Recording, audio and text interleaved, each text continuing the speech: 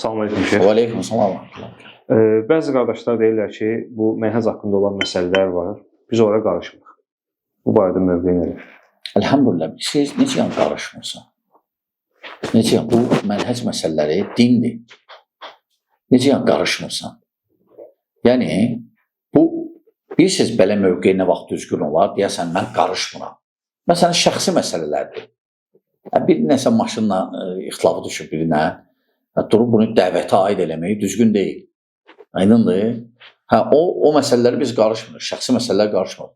Lakin o vaxt ki, dini məsələlərdir, söhbət əqidə, bizim mənhəcdən gedir. Necə sən deyirsən, mən qarışmıram, oturmuşsan qıraqda belə. O qarışmaq deyil, o təhlükəli mövqeydir. Səhvdir o fikir. Necə qarışmıram? Burada əqidə mənhəc söhbəti gedir. Şəxsi məsələlər olsa, məsələn, o da adam var ki, şəxsi problemləri var kimdənsə. Biz qarışmırıq, salam.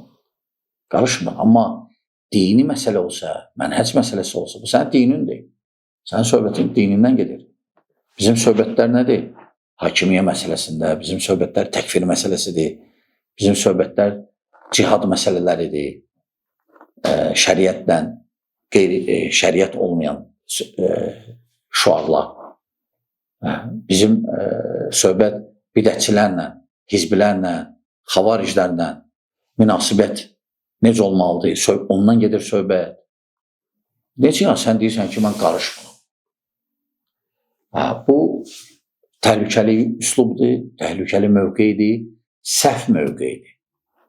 Aydın qardaşlar, onlar qarışdırıblar şəxsi məsələlərlə əqidə, dini məsələni. Bəli.